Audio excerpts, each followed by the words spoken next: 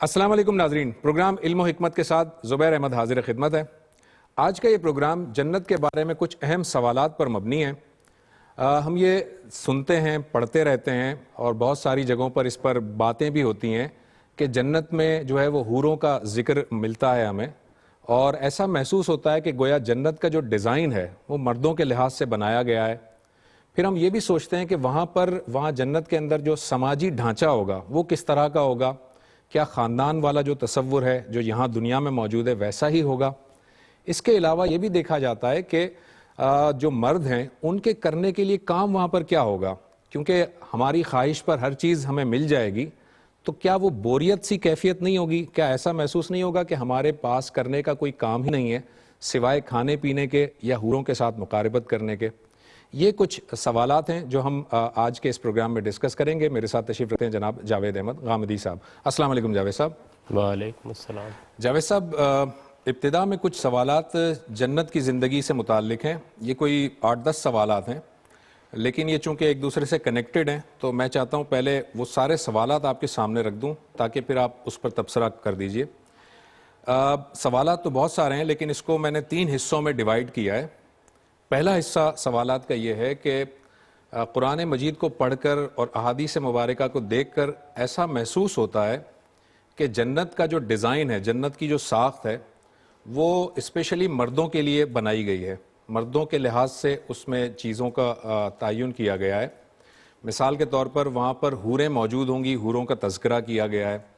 ایک مرد کو 70 حوریں دی جائیں گی۔ پھر حوروں کی جسمانی ساخت کے بارے میں جو ہے وہ تبصرے کیے گئے ہیں، ان کی آنکھوں کی خوبصورتی بتائی گئی ہے، وہ گوری ہوں گی، وہ کنواری ہوں گی، وغیرہ وغیرہ۔ آج ہم دیکھتے ہیں کہ آج اس دنیا میں مرد کی جو فطرت ہے، مرد کی جو ساخت ہے، مرد ایک عورت پر آج بھی نہیں ٹکتا۔ تو جنت میں تو وہ اسے کھلی چھٹی ہوگی، تو وہ ظاہر ہے کہ وہ ایک عورت پر یا ایک حور کے ساتھ تو اکتفا نہیں کرے گا۔ تو گویا محسوس ایسا ہوتا ہے کہ پورا جنت کا اسٹرکچر عورت کے لیے نہیں بنایا گیا بلکہ مردوں کے حوالے سے بنایا گیا، اور عورت وہاں پر ان حوروں کے مقابلے میں اگر دیکھا جائے تو عورت کی حیثیت ثانوی حیثیت ہوگی، جو دنیا کی جو عورتیں ہیں۔ تو ایسا لگتا ہے کہ دنیا کی عورتیں وہاں جب جنت میں رہیں گی تو وہ ہمیشہ تشویش اور اضطراب میں ہی رہیں گی۔ یہ سوال کا پہلا حصہ ہے۔ دوسرا حصہ یہ ہے کہ جنت کے اندر کیا بچے ہوں گے، اور اگر ہوں گے تو کیا وہ ہمیشہ بچے ہی رہیں گے؟ جنت کے اندر سماجی رشتہ کیسے ہوگا، اس کا سماجی ڈھانچہ کیسے ہوگا؟ وہاں پر مراتب ہوں گے یا نہیں ہوں گے؟ ہر شخص کا ایک ہی مرتبہ اور رتبہ ہوگا یا سب ایک الگ الگ یونٹ کی سطح پر ہوں گے؟ کیا خاندان کا وہاں کوئی تصور ہوگا یا نہیں ہوگا؟ یہ دوسرا حصہ ہے سوال کا۔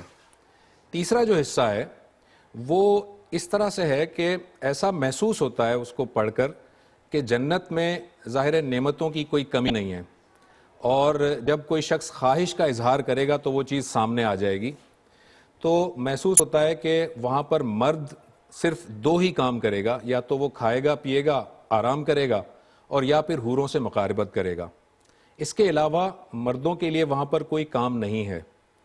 تو گویا مردوں کی کیا یہ جو ذہنی اسٹرکچر ہے، وہاں ذہن سوچنے سمجھنے کی صلاحیت ختم ہو جائے گی، کیونکہ اگر میں سوچوں گا، سمجھوں گا، کوئی پلاننگ کروں گا تو وہ پلاننگ تو خالی سوچنے پر ہی میرے سامنے حاضر کر دی جائے گی، تو اس کا مطلب مجھے کچھ نہیں کرنا۔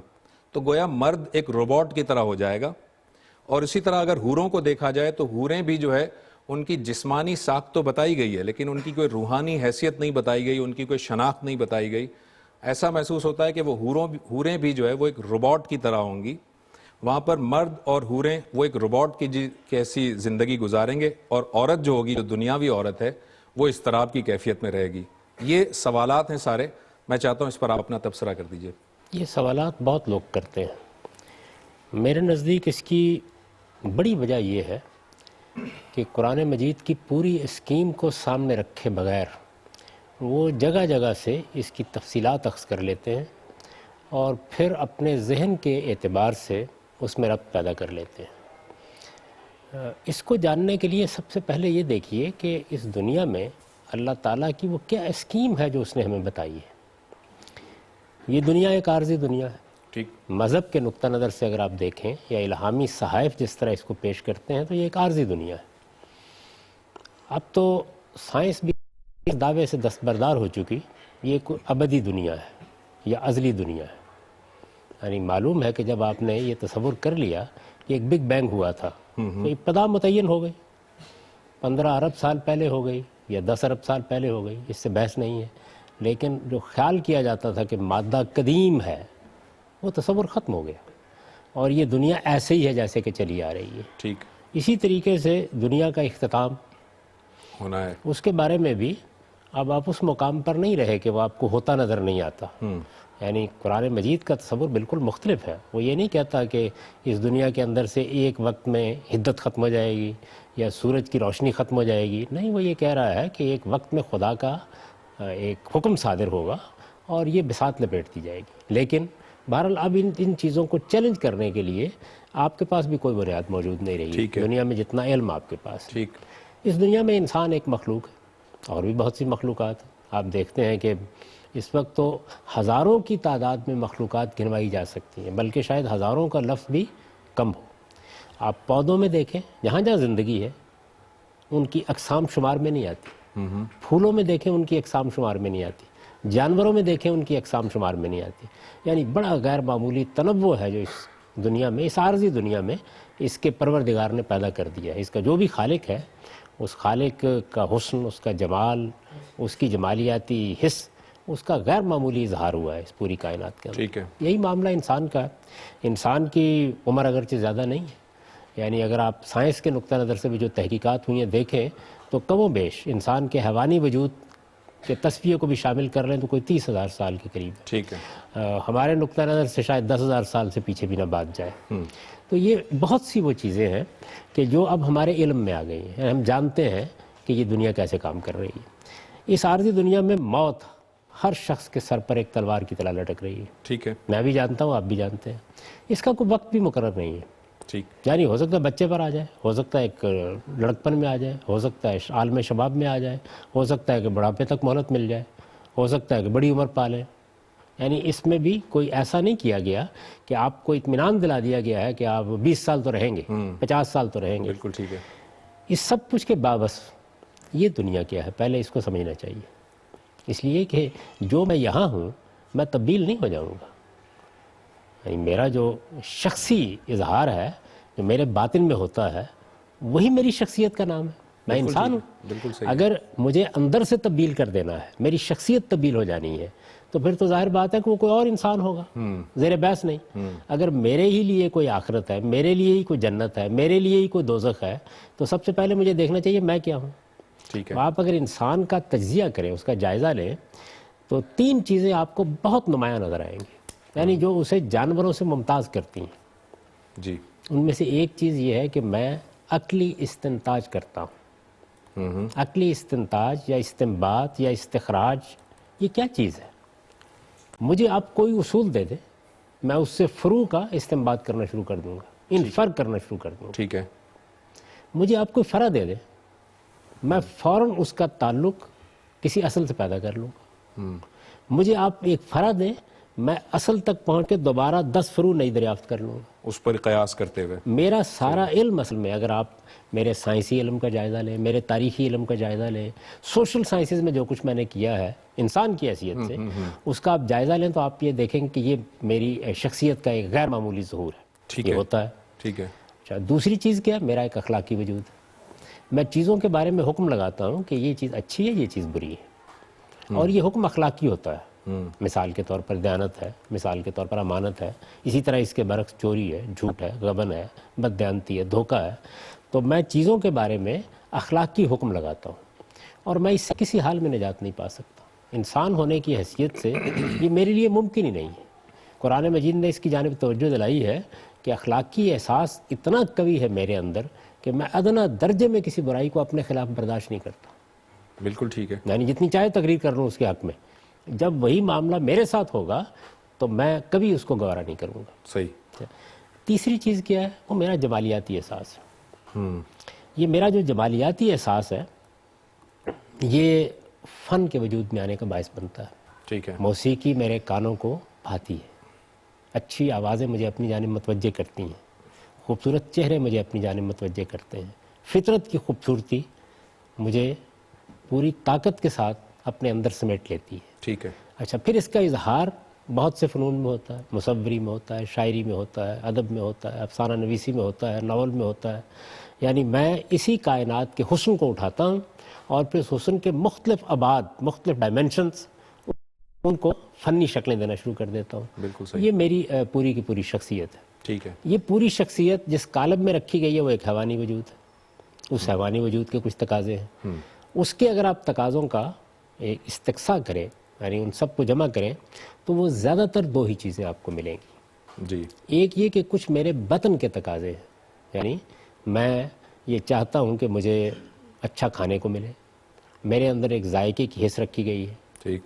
اور اس کے ساتھ دوسری چیز کیا ہے؟ کچھ فرج کے تقاضے ہیں، یعنی میرے اندر ایک جنسی احساس رکھا گیا ہے جو بہت سے جذبات کا باعث بنتا ہے اور پھر اپنی تسکین چاہتا ہے. ٹھیک ہے. یہ سب کچھ کو اگر آپ سمیٹ دیں، یعنی یہ ظاہر ہے اس کے ظہور کے دو بڑے پہلو ہیں، تو اصل میں اپنے لیے عیش چاہتا ہوں، آرام چاہتا ہوں. بالکل ٹھیک ہے. اس وقت اگر آپ دیکھیے تو میری ساری سائنس، میرا سارا فلسفہ، میری ساری تگودو، میرے سارے کاروبار، ان کا ہدف کیا چیز ہے؟ یہی دو چیز. یہی حیوانی وجود اور اس کی تسکین. ٹھیک. یہ ہے، یہ میری شخصیت کا مکمل تجزیہ ہے. اب ظاہر ہے کہ اس شخصیت کے لیے اللہ تعالیٰ کہتے ہیں کہ میں نے ایک ابدی دنیا بنائی ہے. ٹھیک ہے. وہ جو ابدی دنیا بنائی گئی ہے، کیا میں اس میں اپنی اسی عقل کے ساتھ جاؤں گا یا یہ مجھ سے سلب ہو جائے گی؟ یعنی میری شخصیت کو وہاں جانا ہے نا. یہی ہاں سوال. ہاں ظاہر ہے. ایسا ہی ہوگا نا. بالکل. میں اپنی اسی عقل کے ساتھ جاؤں گا. سوال یہ ہے کہ یہ جو عقل ہے، کیا اس کی تسکین کا کوئی سامان نہیں ہوگا وہاں؟ اگر نہیں ہوگا تو وہ جنت کیسے ہوئی؟ وہ اس لیے نہیں ہوگا کہ میں ایک ارادہ کروں گا وہ چیز سامنے آ جائے گی، تو پھر میں پلاننگ کیسے کروں گا؟ میں کسی چیز تک یہ دو الگ الگ چیزیں ہیں. اچھا. ایک چیز یہ ہے کہ قرآن مجید یہ کہتا ہے وَلَكُمْ فِيهَا مَا تَشْتَهِي أَنفُسُكُمْ، یعنی تم جو چاہو گے وہ تمہیں ملے گا. ٹھیک ہے. یہ لوگ سمجھ نہیں پا رہے کہ یہ قرآن کیا کہہ رہا ہے. یعنی اگر میں یہ چاہوں گا کہ مجھے اپنی عقل کی جولانیوں کے لیے ایک دنیا دی جائے تو کیوں نہیں ملے گی؟ یعنی یہ پھر انسان کی کمزوری ہے کہ وہ اصل میں بطن و فرج سے الگ ہو کے قرآن بھی نہیں پڑھ رہا. وہ قرآن مجید میں بھی یہی چیز تلاش کر رہا ہے. قرآن مجید پہلی بات آپ کو یہ کہتا ہے کہ اس دنیا کی زندگی میں تمہاری عقل، تمہارے علم کے راستے میں سب سے بڑی رکاوٹ کیا ہے؟ ماضی کے پچھتاوے، مستقبل کے اندیشے. بالکل ٹھیک ہے. یہی چیز ہے نا. بالکل صحیح ہے. اچھا، وہ پہلا اطمینان آپ کو یہ دلاتا ہے کہ لا خوف علیہم ولا هم یحزنون، یعنی جنت کی زندگی میں نہ کوئی ماضی کا پچھتاوا ہوگا، نہ کوئی مستقبل کا اندیشہ ہوگا. ٹھیک ہے. عقل کو ان آفات سے نجات ہو گئی. اس کے بعد وہ اطمینان دلاتا ہے کہ تمہارے لیے جو تم چاہو گے میسر ہوگا. تو اب انسانی شخصیت کو سامنے رکھ کے کہہ رہا ہے نا. تو اگر تو انسان اپنے بارے میں یہ رائے رکھتا ہے کہ وہ اس دنیا میں صرف بطن و فرج ہے، وہ یہ رائے تو نہیں رکھتا. نہیں رکھتا نا. نہیں رکھتا. میں نے ابھی آپ کو تجزیہ کر کے بتایا کہ وہ پہلے اصلاً کیا ہے؟ ایک عقلی وجود ہے. اسی وجہ سے جب یونانی فلسفیوں نے یہ چاہا کہ وہ اپنی منطق کے لحاظ سے انسان کی ایک تعریف کرے، انسان کو ڈیفائن کرے، تو انہوں نے کیا تعریف کی؟ انسان ایک حیوان ناطق ہے. یہ تعریف اپنی جگہ بڑی ناقص ہے، لیکن یہ کس پہلو کو نمایاں کرتی ہے؟ وہی میری عقل، میرا استنباط کا اصول، وہی ابلاغ کا ذریعہ بنتا ہے. اور میں اپنے فکر اور اپنے علم کو دوسروں تک پہنچانے کی صلاحیت رکھتا ہوں، جو اس طریقے سے جانور نہیں رکھتے، جیسا کہ ہمارا مشاہدہ ہے. یعنی ظاہر ہے کہ ہم اپنے مشاہدے کی حد تک کسی چیز پہ حکم لگاتے ہیں. صحیح. جب قرآن مجید نے یہ کہا کہ تمہاری زندگی میں وہاں ماضی کے پچھتاوے ختم ہو جائیں گے، مستقبل کے اندیشے ختم ہو جائیں گے، تو اس کا مطلب یہ ہے کہ راستے کی رکاوٹیں دور کر دی جائیں گی. ٹھیک ہے. راستے کی رکاوٹوں میں ایک بڑی رکاوٹ موت تھی. ہر وقت ایک تلوار کی طرح میرے سر پر لٹکتی رہتی ہے. بتا دیا گیا کہ وہ ابدی زندگی ہوگی، اس میں موت بھی نہیں ہوگی، موت کے حوالے ہو جائے گی. صحیح ہے. اس کا خاتمہ ہو جائے گا. تو ہر طرح کے اندیشے ختم ہو گئے، ہر طرح کے پچھتاوے ختم ہو گئے. اب آپ کے پاس وہ خالص عقل موجود ہے جو آپ کی شخصیت کا ایک بہت بڑا پہلو ہے. آپ کو یہ بتایا گیا ہے کہ اب آپ فرمائیے کیا چاہتے ہیں اس کے لیے. ظاہر ہے کہ عقل کی تسکین کے لیے آپ جو دنیا چاہیں گے وہ آپ کو دے دی جائے گی. مطلب مجھے وہاں پر کوئی چیز تسخیر کرنے کے لیے بھی مجھے وہ دے دی جائے گی، کیونکہ میں جو چاہوں گا وہ آپ چاہیں گے. دیکھیے سارے انسانوں کی عقلی خواہشات یکساں تو نہیں ہو سکتی. ہاں نہیں ہو سکتی. ایک فلسفی ہے، ایک حکیم ہے، ایک سائنسدان ہے، ایک ادیب ہے. یہاں پر انسانوں کی عقلی خواہشات یکساں نہیں ہیں. ٹھیک ہے. یعنی جسمانی خواہشات تو بڑی حد تک یکساں ہیں. مجھے بھی اپنے پیٹ کو ایندھن فراہم کرنا ہے، آپ کو بھی کرنا ہے. اچھا اسی طریقے سے جنسی خواہشات کے معاملے میں کوئی بہت تفاوت نہیں ہے انسانوں کے مابین، یہ میرا حیوانی وجود ہے، لیکن میرا سب سے بڑا امتیاز تو میرا عقلی وجود ہے۔ اس کے بارے میں قرآن مجید مجھے یہ کہہ رہا ہے کہ تم اندازہ ہی نہیں کر سکتے کہ وہاں اس کی تسکین کے لیے تمہارے لیے آنکھوں کی کیا ٹھنڈک رکھی ہوئی ہے۔ ٹھیک ہے، وہ جو کچھ مجھے ملے گا اس میں پھر دوسری بات کیا کہی ہے، یعنی وہ ایسا نہیں ہے کہ کوئی قادر مطلق ہستی اپنے لحاظ سے دے دے گی، نہیں، وَلَكُمْ فِيهَا مَا تَشْتَهِي أَنفُسُكُمْ، جو تم چاہو گے، جو تم چاہو گے۔ ٹھیک، تو ایک فلسفی اپنے لیے ایک میدان چاہے گا، سائنسدان اپنے لیے ایک چاہے گا، حکیم اپنے لیے چاہے گا، ادیب اپنے لیے چاہے گا، شاعر اپنے لیے چاہے گا، مل جائے گا اس کو۔ دوسری چیز کیا ہے؟ دوسری چیز یہ کہ میرا ایک اخلاقی وجود ہے۔ ٹھیک ہے، اچھا میرے اخلاقی وجود میں چیزیں حسن و قبح میں تبدیل ہوتی ہیں، بالکل میرا یہ اخلاقی وجود یہاں ختم نہیں ہو جائے گا۔ یہ ٹھیک ہے کہ اس دنیا کے اندر چونکہ انسان کو اختیار دیا گیا ہے کہ وہ برائی کا راستہ بھی اختیار کر سکتا ہے، برائی کا راستہ یہاں وہ اپنی خواہشات اور رغبات کے لیے اختیار کرتا ہے۔ ٹھیک ہے، یعنی کسی انسان کو برائی سے کوئی دلچسپی نہیں ہوتی، بھائی پیسے نہیں ملے چوری کرنے نکل کھڑا ہوتا ہے، وہ کوئی نہ کوئی اس سے فائدہ حاصل فائدہ حاصل کرنا چاہتا ہے، اور وہاں فائدہ ظاہر ہے موجود کہ ہوگا۔ اس طرح کی چیزیں ختم ہو جائیں گی۔ تو گویا جس طریقے سے میں نے عرض کیا کہ عقل کی آفات ختم ہو گئیں، اسی طرح اخلاقی آفات بھی ختم ہو گئیں۔ ٹھیک ہے، اب آپ اپنے اخلاقی نصب العین کے لحاظ سے اچھائی کے طالب بن جائیں گے، یہ اچھائی آپ جس درجے میں چاہیں گے حاصل کریں۔ اس میں وہی بات ہے کہ فیصلہ آپ کو کرنا ہے کہ میں اس کو کہاں تک حاصل کر سکتا ہوں، یعنی جو لیکن برائی کا تو تصور ہوگا ہی نہیں نا، تو صرف اس لیے کہ اچھائی ہی برائی رہ تو جائے اصل گی۔ میں پیدا ہی یہاں سے ہوتی ہے نا، ٹھیک ہے، کہ میرے پاس اختیار ہے لیکن دنیا محدود دی گئی ہے مجھے، وسائل محدود دیے گئے، اس وسائل کو حاصل حالات میں کرنے یکسانی کی، نہیں ہے، یعنی میں یہاں دولت کے لیے، اقتدار کے لیے، حسن کی طلب میں، ٹھیک ہے، برائی کیسے پیدا ہوتی ہے؟ ایسے ہی ہوتی ہے، تو صحیح ہے، یہ اصل میں یوں نہیں ہے کہ برائی کرنے کی صلاحیت میرے اندر سے ختم ہو جائے گی، بات یہ ہے کہ برائی کرنے کے محرکات ہی ختم ہو گئے، کس چیز کے لیے برائی کرنی ہے مجھے؟ تو اب میں اعلیٰ اخلاقی نصب العین اگر کوئی چاہوں گا اپنے لیے اس دنیا میں، وہ بھی اختیار کر سکتا ہوں۔ اچھا اس کے بعد آپ کا جو جمالیاتی پہلو ہے، تو یہ کائنات اپنے اندر جتنا حسن یہاں اپنے عارضی اہتمام میں رکھتی ہے، جس پروردگار نے اس کو بنایا ہے عارضی اہتمام میں اتنا حسن رکھتی ہے کہ قدم قدم کے اوپر حسن ہی حسن ہے۔ بالکل ٹھیک ہے، تو جو پروردگار اس کو ابدی طور پر بنائے گا وہ میرے اس احساس جمالیات کی تسکین کے لیے کیا کچھ سامان رکھ دے گا۔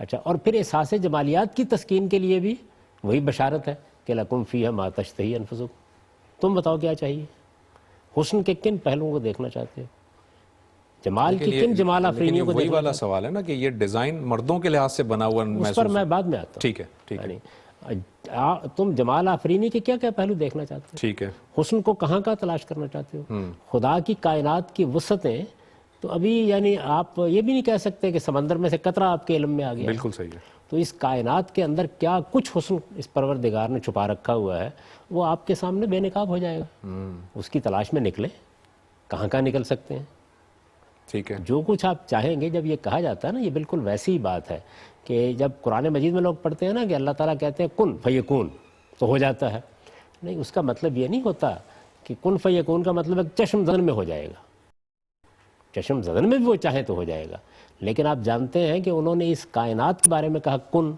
تو فیکون کے بارے میں میرا آج کا علم بتاتا کہ 15 ارب سال میں وہ ہوا جا کے، اور ابھی انسان بھی کے وسعت بارے ہو میں بھی رہی ہے، یہی ہے کن، لیکن آج بھی میرا بچہ 9-10 مہینے لیتا ہے ماں کے پیٹ میں، اور پھر وہ شعور کی عمر کو پہنچنے میں مزید 10-15-20 سال لے لیتا ہے۔ ٹھیک، تو یہاں پر بھی اصل میں ہم اس بات کو دیکھتے نہیں کہ یہاں یہ ساری چیزیں ہمیں دے کے محدود زندگی محدود دنیا دی گئی ہے، وہاں یہ ساری چیزیں دے کے لامحدود امکانات ہمارے سامنے رکھ دیے گئے ہیں۔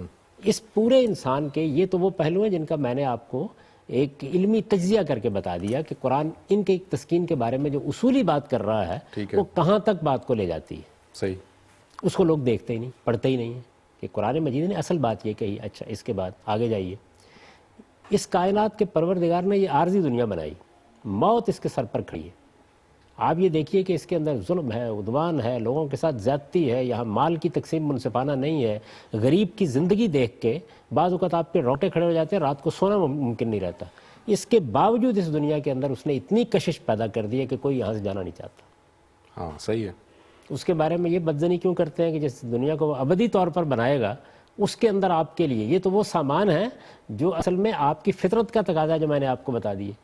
وہ کہتا ہے رضوان من اللہ اکبر، اس کے آگے میری رضا بھی ہے. میں کیا چاہتا ہوں تمہارے لیے؟ ایک تو یہ ہے نا کہ آپ جو کچھ چاہیں گے وہ وہ تو آپ ملے گا کو ہی. مل جائے گا، اور جس صورت میں چاہیں گے مل جائے گا. ٹھیک ہے. آپ اس کو جد و جہد کے بعد حاصل کرنا چاہتے ہیں مل جائے گا. آپ اس کو چشم دن میں پانا چاہتے ہیں مل جائے گا. آپ اس کو کسی بڑے منصوبے کا حصہ بنا کے پانا چاہتے ہیں مل جائے گا. یعنی ایک طرف صورتحال یہ، ٹھیک ہے. اور دوسری جانب وہ یہ فرما رہے ہیں کہ پھر میری طرف سے میری رضوان بھی ہے. میں کیا دینا چاہتا ہوں؟ یہ تو ہے تم نے جو مانگنا تھا مانگ لیا، اس کا تم اندازہ ہی نہیں کر سکتے. اسے بہت تو بڑی تصور میں بھی نہیں آ سکتا. اب وہ رضوان من اللہ اکبر کا ظہور کس صورت میں ہوگا وہ ہم نہیں جانتے، کہ اس کے اندر ہمارے لیے آگے نئی دنیاؤں کے لیے کیا کیا مواقع پیدا کر دیے جائیں گے، کیا امکانات پیدا کر دیے جائیں گے. اس دنیا کے اندر اوپر کہکشانوں کو گھیر کر اس نے آپ کے اندر یہ تحریک پیدا کر دی کہ آئیے چاند کو تسخیر کرتے ہیں، آئیے مریخ پہ جاتے ہیں، اور اتنے محدود وسائل دیے ہیں کہ اس میں آپ اربوں ڈالر خرچ کرنے کے بعد بھی کہیں 20 سال میں 50 سال میں کچھ کامیابی حاصل کرتے ہیں. ٹھیک ہے. اچھا، بالکل صحیح. اور یہ اگر آپ کو یہ بتایا جائے کہ آپ اس پوری کائنات کو تسخیر کر سکتے ہیں، جائیں ذرا تفریح کرائیں، سیری کرائیں، ذرا تھوڑی دیر کے لیے سوچئے کہ اگر آپ کو یہی موقع دے دیا جائے کہ اس دنیا کی جتنی تاریخ انسانی طور پر گزری ہے آپ کو وہ پوری تاریخ دکھائی جا رہی ہے دوبارہ. یعنی میں یہ عرض کر رہا ہوں دلچسپ ہوگا وہ، آپ اندازہ کر سکتے ہیں. بالکل. تو اس وجہ سے یہ حقیقت میں اپنے ظرف پر خدا کو قیاس کرنا ہے. یعنی ایک طرف وہ یہ کہہ رہا ہے کہ تمہارے اخلاقی وجود، تمہارے عقلی وجود، تمہاری جمالیاتی احساس کی تسکین کے لیے جو طریقہ تم چاہو گے، جس طرح تم چاہو گے، جنت اصل میں اس چیز کا نام ہے. یہاں آرزوؤں اور تمناؤں کا خون ہوتا ہے، اور وہاں یہ ہے کہ آپ اپنے لیے منصوبہ بنائیے، بتائیے اس کی تحصیل کے لیے آپ کا ذوق کیا کہتا ہے، ٹھیک ہے، آپ کیا چاہتے ہیں. صحیح. یہ ہو گیا. بالکل صحیح. یہ جو اتنی بڑی بشارت اللہ تعالیٰ دیتا ہے، یعنی آپ اگر ذرا تصور کریں کہ یہ جنت ہے، یہ جب اتنی بڑی بشارت دیتا ہے تو راستے میں رکاوٹ کیا چیز بنتی ہے. یعنی یہ اگر آپ کو یہ کہا جائے تو بھئی آپ کو تو فوراً دوڑ کے لینا چاہیے نا اس کو.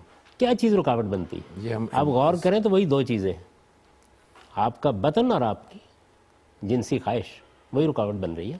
اور کیا چیز ہے؟ یہی دو چیز. یعنی اصل میں جب اور اس کو ایک لفظ میں بیان کریں تو عیش و عشرت، ہمارا عیش و عشرت ہی رکاوٹ بن یعنی رہا ہے. وہی حیوانی وجود کے تقاضے ہیں جی جی جی. جن پر مذہب کچھ پابندی لگاتا ہے. اس نے آپ کی عقل پر کوئی پابندی لگائی ہے، آپ کی جمالیاتی احساس کی تسکین پر کوئی پابندی لگائی ہے، آپ کے اخلاقی وجود پر کوئی پابندی لگائی ہے؟ ہرگز نہیں. نہیں لگائی. اس نے پابندی وہیں لگائی ہے اس دنیا میں. جب آپ کو کہا جاتا ہے کہ یہ جنت ہے، وَفِي ذَلِكَ فَلْيَتَنَافَسِ الْمُتَنَافِسُونَ، سبقت لے جانے والوں، دوڑ لگانے والوں، اس جنت کو پانے کی جد و جہد کرو. کیا چیز ہے جو آپ کے پاؤں کی زنجیر بنتی ہے؟ یہی دو چیز. وہی بطن و فرج کے تقاضے، وہی خواہشات، وہی رغبات، وہی ادنا چیزیں. ٹھیک ہے. جب یہ رکاوٹ بنتے ہیں تو خدا قرآن میں اس کے جواب میں کہتا ہے کہ یہ تو میں اس درجے میں دے دوں گا جس کا تم اندازہ ہی نہیں کر سکتے. یعنی یہ کیوں بتاتا ہے؟ ٹھیک ٹھیک. یہ اس لیے بتاتا ہے کہ تم انہی عورتوں کے پیچھے، اسی جوئے کے پیچھے، اسی نشے کے پیچھے، اور کیا چیز ہے، اپنی عاقبت برباد کر رہے ہو تو باعث کیا چیز بن رہی ہے؟ میں اپنا جائزہ لوں، آپ اپنا جائزہ لیں، باقی لوگوں کو دیکھیں. پرابلم کیا ہے؟ یہی تو مسئلہ ہے. بھائی آپ اپنے ہی علاقے کے ادیبوں کو، شاعروں کو پڑھیں، کس چیز کی تمنا میں مرے جا رہے ہیں؟ یہی ہے. اور کیا چیز ہے؟ یہ ساری جتنی بھی جدوجہد ہو رہی ہے، تگ و دو ہو رہی ہے، یعنی بیٹھ کے باتیں بہت کی جا سکتی ہیں. ساری جتنی تگ و دو ہے اگر آپ دیکھیں تو اس میں مقاصد بڑے بند بیان کیے جاتے ہیں، لیکن سب کا پانی یہی مرتا ہے. یہی پہ ہوتا ہے. صحیح ہے. تو اللہ تعالیٰ یہ کہہ رہا ہے کہ یہ تو میں ایز ہی بائی پروڈکٹ میں دے ہی دوں گا تمہیں. نٹشے کا خدا مر گیا بقول اس کے، لیکن بہرحال ہے ایک عورت ہی کا اسیر. آپ ذرا بڑے سائنسدانوں کی داستان پڑھ لیجیے. بالکل ٹھیک ہے. آپ ذرا بڑے فلسفیوں کی داستان پڑھ لیجیے. یعنی اپنی سارے علوف کے باوجود وہ اصل میں کس جگہ ہے جہاں آ کر پستی میں مبتلا ہوتے ہیں. یہ آپ کے سیاستدان کیا چیز ہے؟ آپ اس ملک کے اندر کیا بحث کر رہے ہیں؟ دولت دولت دولت، عیش عشرت. کرپشن کا باعث کیا چیز بنتی ہے؟ یہی دولت، لالچ. یہی ہے نا. بالکل صحیح ہے. تو بطن و فرض کے تقاضے ہیں اصل میں، یا اس کے دائیات ہیں جو اس عظیم جنت کی راہ میں رکاوٹ ہے. تو قرآن مجید اس رکاوٹ کو دور کرنے کے لیے آپ کو بتاتا ہے کہ یہ سب میں اس صورت میں دے دوں گا جس کا یہاں تم بادشاہوں کے یہاں تصور کر سکتے ہو. ٹھیک ہے. اور اس میں بھی ظاہر ہے کہ جب اس کی تفصیل کی جائے گی تو تصویر وہی کھینچی جائے گی جو اس زمانے کے لحاظ سے قرآن کا مخاطب سمجھ سکے. یعنی وہ آج کے لحاظ سے نہیں کھینچی جا سکتی. تو اس زمانے کے لحاظ سے انسان ان تقاضوں کو پورا کرنے کے لیے جو زیادہ سے زیادہ سوچ سکتا تھا وہ بیان کر دیا اس نے ٹھیک ہے. قرآن مجید نے. اچھا یہ تو اصول کی بات ہوئی. اب ذرا جزیات پہ آ جائیے جو آپ نے اپنے سوال میں بیان کی ہیں. اچھا جاوید صاحب، میں ان سوالات پہ آنے سے پہلے آپ نے جو ابھی تفصیلات بتائیں اس میں ایک سوال ذرا اس کی وضاحت کر دیجیے گا. آپ نے یہ بہت عمدہ طریقے سے اس کو ایکسپلین کر دیا کہ جو میں عقلی تقاضے کے لحاظ سے چاہوں گا وہ مل جائے گا، چاہوں تو چشم زدن میں مل جائے گا، چاہوں تو اربوں سال میں ملے گا. تو وہ جو میرے اندر ایک چیلنج والی جو کیفیت ہوتی ہے وہ آئے گی نہیں. مطلب مجھے اگر پتہ ہی ہو کہ مجھے ایک چیز 2 مہینے بعد مل جائے گی، میں چاہتا ہوں 2 مہینے بعد ملے، میں اس کے لیے اسٹرگل کروں گا پھر ملے، لیکن مجھے یہ کنفرم ہوگا کہ ملنی تو ہے. تو جو اسٹرگل کرنے کا جو چیلنج انسان کے اندر ایک ہوتا ہے کہ میں چیلنج ایک قبول کرتا ہوں، یہ حاصل کروں گا، وہ چیلنج تو ختم ہو جائے گا. اس کو پتہ ہے کہ ملنی ہی ہے ہر چیز. مجھے وہ دنیایں بھی خدا کے ہم موجود ہیں کہ اگر آپ یہ چاہیں گے کہ میرے لیے اس میں چیلنج پیدا کر دیا جائے تو آپ کی یہ خواہش بھی پوری کر دی جائے گی. یہ بھی تو آپ کی خواہش ہے نا. یہ بھی تو خواہش ہے. تو اس خواہش کو بھی پورا کر دیا جائے گا. وَلَكُمْ فِيهَا مَا تَشْتَهِي أَنفُسُكُمْ. وہ چونکہ ہم اس دنیا کے فریم کے اندر ہیں تو شاید سمجھ نہیں پا رہے یا سوچ نہیں پا رہے اس طرح کے. ایسا ہو یہ بالکل ایسا ہی ہے کہ جس طرح آپ کا بچہ ہے، یعنی وہ 10-12 سال کی عمر میں آپ کے ساتھ مکالمہ کرتا ہے، سوالات کرتا ہے، لیکن وہ اس دنیا کو بھی نہیں سمجھ پا رہا ہوتا. تو ہماری مثال بالکل انہی بچوں کی سی ہے. ٹھیک ہے. یعنی وہ ابدی دنیا آپ اندازہ کریں کہ تھوڑی دیر کے لیے چلیے ایک آدمی خالق کو نہیں مانتا، جو مانتا ہے تو جس خالق نے یہ عارضی دنیا میں اتنی کشش، اتنا حسن، اتنا جمال، اتنا غیر معمولی تعلق پیدا کر دیا میرے لیے، وہ میرے لیے ابدی دنیا بنائے گا تو وہاں میں بوریت میں مبتلا ہو جاؤں گا. کیسے ممکن ہے؟ ٹھیک. یعنی یہ بدزنی کی آخری انتہا ہے. صحیح. تو اس نے جو بات کہی ہے وَلَكُمْ فِيهَا مَا تَشْتَهِي أَنفُسُكُمْ، یا یہ کہا ہے کہ فَلَا خَوْفٌ عَلَيْهِمْ، یہ جنت کی اصل تصویریں یہ ہیں. اس کے اندر ایک پورا کا پورا جہان مانی پوشیدہ ہے. اور پھر یہ کہا کہ یہ تو تمہاری خواہش کے اعتبار سے ہوا. وَرِضْوَانٌ مِّنَ اللَّهِ أَكْبَرُ، یعنی میری رضامندی، میری خوشنودی کا جو ظہور ہوگا وہاں پہ، اس میں میں کیا کچھ دے دوں گا. اس کو بیان کیا ہے کہ کسی آنکھ نے نہ اس کو یہاں دیکھا، نہ کسی کان نے اس کو یہاں سنا. ٹھیک ہے. رسالت میں آپ صلی اللہ علیہ وسلم نے بھی یہی تعبیر اختیار کی. بالکل ٹھیک. اچھا، تو میں یہ عرض کر رہا تھا کہ یہ تو اصولی بات ہے. رائٹ. اس وجہ سے کسی بدزنی میں مبتلا ہونے کی کوئی ضرورت نہیں ہے. اس خدا پر اعتماد رکھیں کہ جس نے یہ دنیا میرے لیے اتنی پرکش، عارضی دنیا، موت کے شکنجے میں جکڑی ہوئی دنیا، ظلم اور عدوان سے بھری ہوئی دنیا میرے لیے اتنی پرکشش بنا دی ہے کہ اس کے امکانات تصور میں نہیں آتے. صحیح ہے. تو وہ ابدی دنیا جب بنائے گا تو آپ اندازہ نہیں کر سکتے کہ اس میں کیا امکانات پیدا کر دیں. ٹھیک. ایک پہلو یہ. رائٹ. میں نے عرض کر دیا کہ یہ کیوں ذکر آتا ہے، یعنی میری حیوانی ضرورتوں کا ذکر کیوں آتا ہے.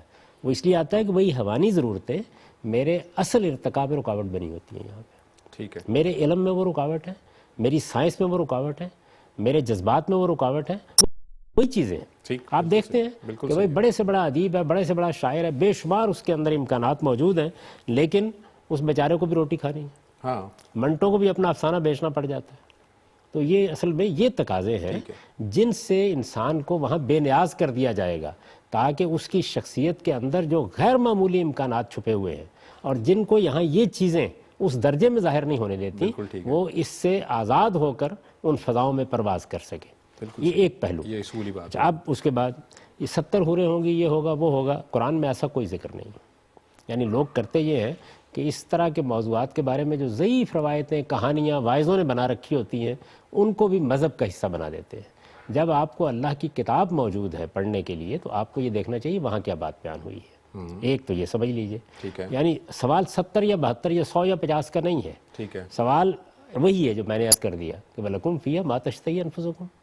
بھائی اس پر تو کوئی پابندی نہیں ہے. وہ تو یہ کہہ رہا ہے کہ آپ بتاؤ آپ کی خواہش کیا ہے.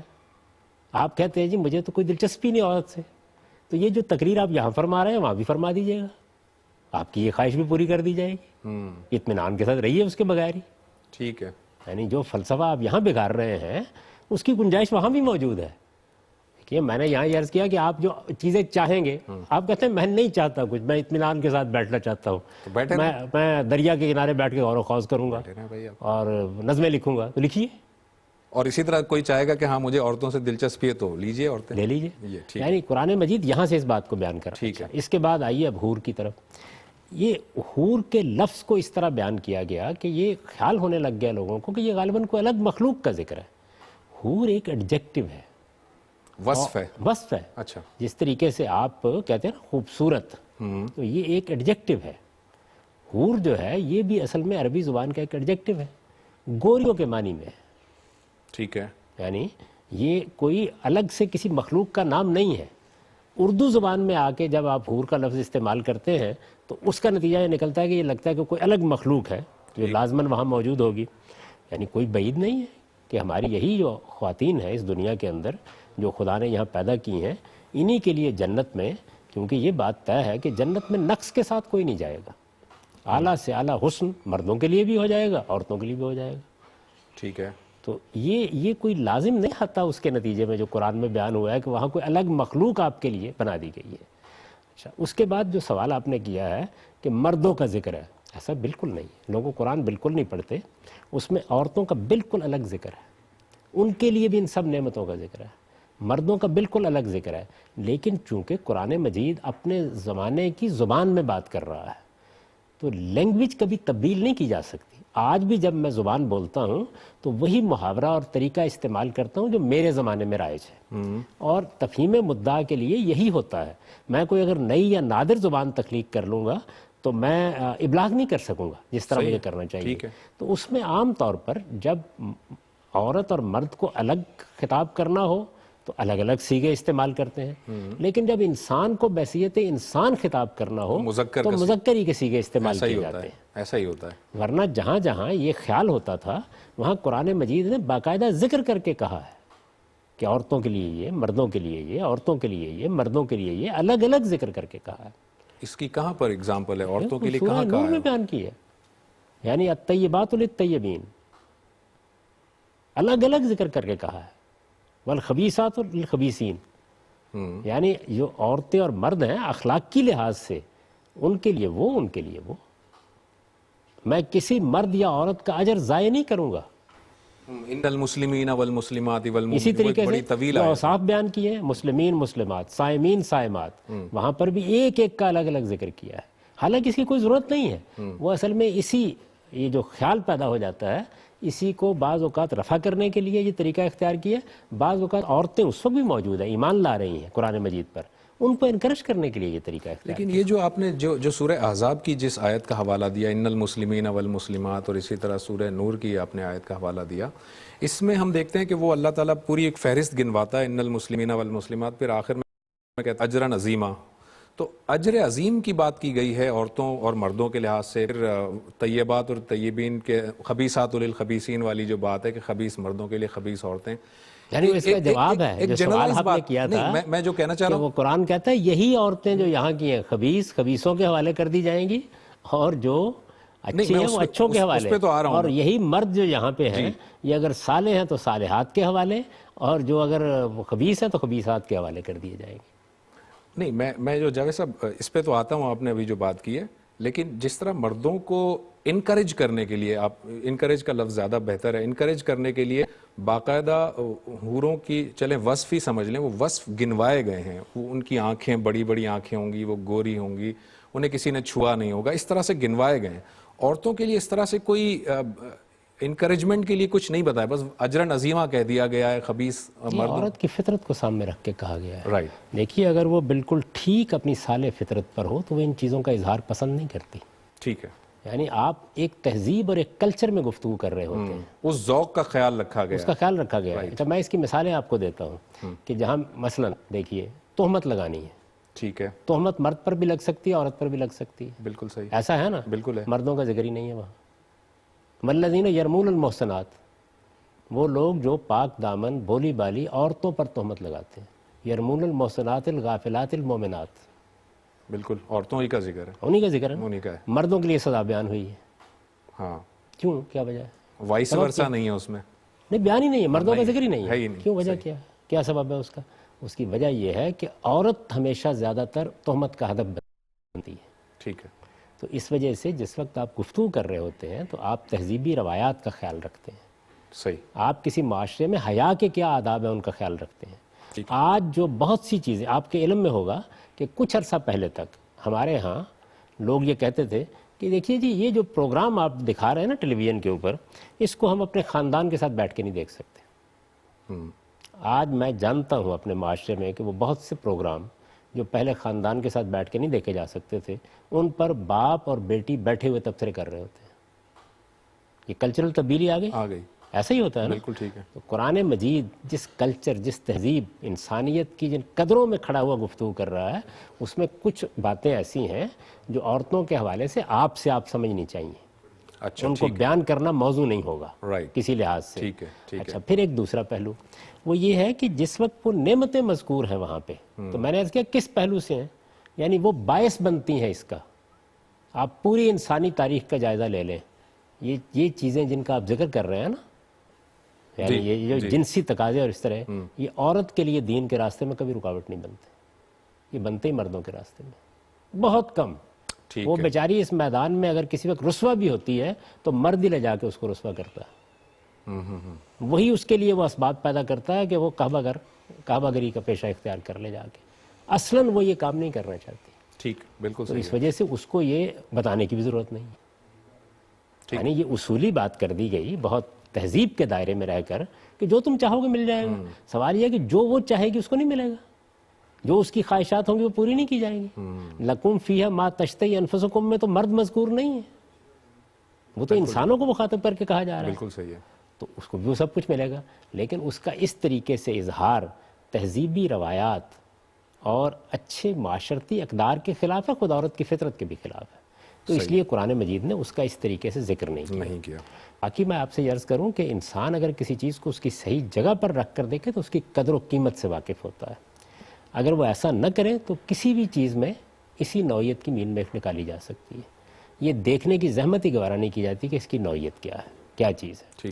باقی جہاں تک قرآن مجید میں ذکر آتا ہے کہ غلمان مخلدون. اچھا، اس پہ دوسرے سوال پہ آنے سے پہلے آپ نے ابھی جو بات کی جاوید صاحب کہ یہی جو خواتین ہیں، یہی جو عورتیں، ان کا وصف بیان کیا گیا ہے اور یہی اصل میں وہ حوریں ہوں گی، اور آپ نے فرمایا کہ جو جنت میں جائے گا عورتوں کا وصف بیان کیا، عورتوں کا وصف بیان وہ کوئی الگ مخلوق کا ذکر الگ مخلوق نہیں ہوگی. آپ نے یہ فرمایا جب الگ مخلوق نہیں ہوگی اور ہم یہ قیاس کریں کہ یہی عورتیں ہوں گی، تو پھر قرآن مجید ایسا کیوں کہتا ہے کہ وہاں جو حوریں ہوں گی وہ ایسی ہوں گی کہ انہیں کسی نے چھوا تک نہیں ہوگا؟ تو اگر یہی عورتیں ہوں گی تو وہ چھوا تک نہیں ہوگا والی بات سمجھ نہیں آ رہی ہے. نہیں، مردوں کو بھی کسی نے نہیں چھوا ہوگا. اس کی وجہ یہ ہے کہ دیکھیے چھونے کا تعلق کس چیز سے ہے؟ میرے حیوانی قالب سے ہے. یعنی میرا جو حیوانی قالب ہے جو مجھے دیا گیا، میری اصل شخصیت میرے اندر ہے. قرآن مجید یہ بتاتا ہے کہ تمہارا حیوانی قالب وہ یہیں تو رہ اسی دنیا کی مٹی سے تیار کیا جاتا ہے.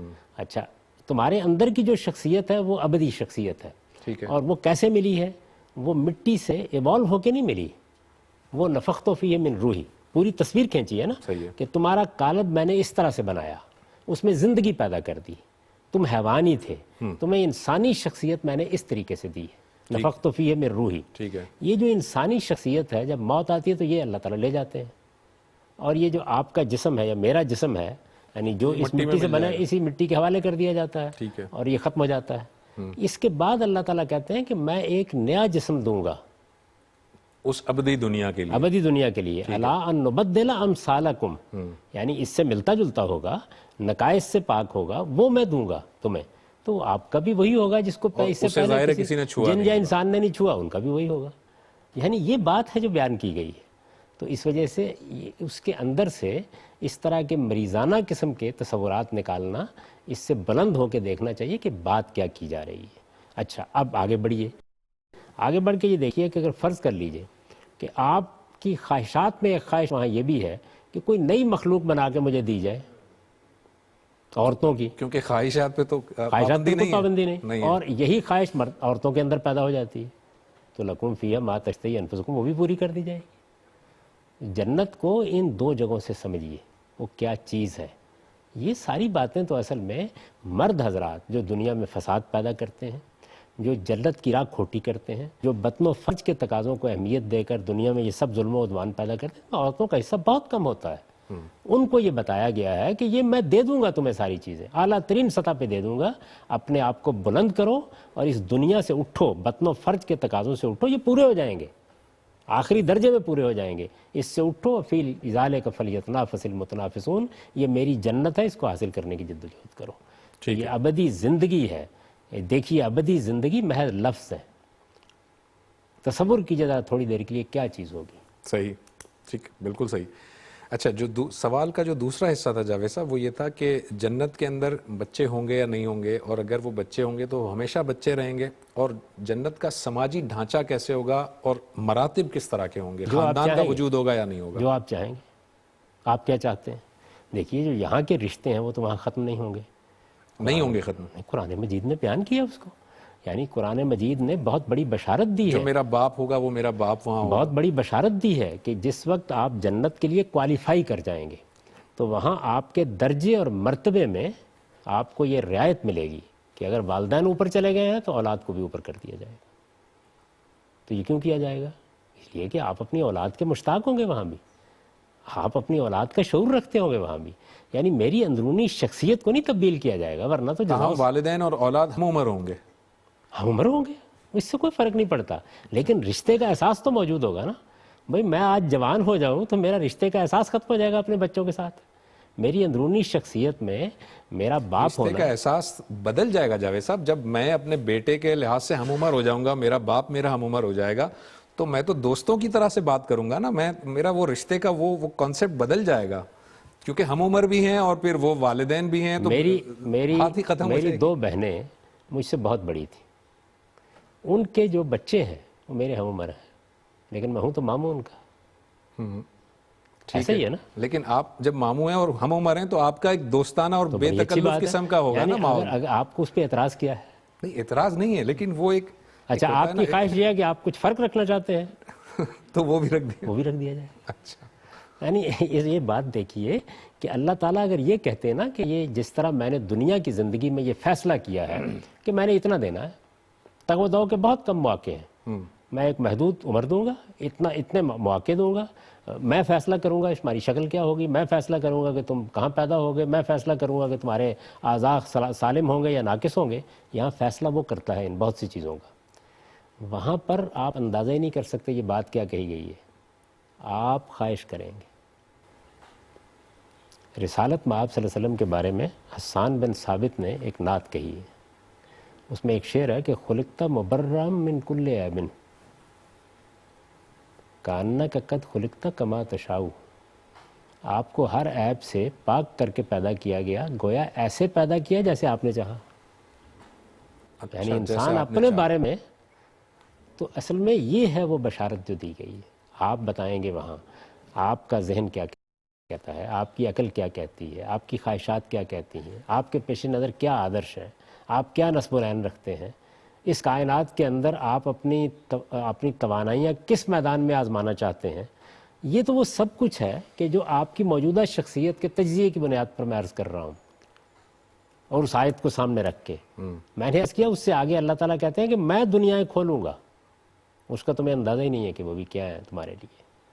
تو اس لیے اس پر قیاس نہ کیجیے، یہ سارا جنت کا بیان در حقیقت جو مرد اس وقت دنیا پر حکومت کر رہے ہیں ایک لحاظ سے وہی کر رہے ہیں نا، دنیا کا نظم انہی کے ہاتھ میں ہے۔ ان کو جب یہ کہا جاتا ہے کہ یہ اقتدار، یہ دولت، یہ حسن، اس سے اوپر اٹھو اور اعلیٰ اخلاقی اقدار کو رواج دینے کی کوشش کرو، کیونکہ اس کی بنیاد پر تمہاری آگے عاقبت کا فیصلہ ہونا ہے، تو یہی چیزیں رکاوٹ بن جاتی ہیں۔ تو اس رکاوٹ کو انہی کے لیے دور کرنا مقصود تھا۔ تو جاوید صاحب، آپ یہ جو فرما رہے ہیں کہ یہ جنت میں بچے ہوں گے، اس کا مطلب کہ وہ نہیں، میں نے یہ نہیں کہا بچے ہوں گے، میں نے یہ کہا آپ چاہیں گے تو ہو جائیں گے، آپ چاہیں گے تو ہو جائیں گے، آپ چاہیں گے تو آپ ہو جو چاہتے ہیں، آپ کیا چاہتے ہیں۔ یعنی میں نے یہ عرض کیا ہے کہ جنت کی اصل حقیقت یہ ہے، صحیح ہے، اس دنیا کا معاملہ یہ ہے کہ یہاں ہر آدمی کو اگر آپ پوچھیں نا اس کے باطن کو چیر کر، تو وہ عیش جہاں کا دوام ڈھونڈ رہا ہے۔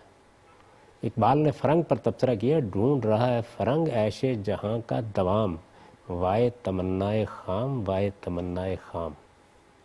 ٹھیک، یہ تمنا وہاں برآئے گی، ایک ابدی زندگی آپ کو دے دی جائے گی، اور آنا چاہے گی بنا لے گی۔ Thank you very much Javed صاحب، آپ کا بہت بہت شکریہ۔ ناظرین، ہمارے اس پروگرام کا وقت ختم ہوا چاہتا ہے۔ امید ہے آپ کو یہ پروگرام پسند آیا ہوگا اور یقیناً ایسا ہوا ہوگا کہ آپ کے ذہنوں میں مزید کچھ سوالات آئے ہوں گے. یہ ای میل ایڈریس ہمارا ہے ih@duniatv.tv. اس پر آپ ہمیں اپنے سوالات بھیج سکتے ہیں. اگلے کسی پروگرام میں جس میں ہم جاوید صاحب کے سامنے متفرق سوالات رکھیں گے اس میں آپ کے ان سوالات کو بھی ضرور ٹیک اپ کر لیں گے.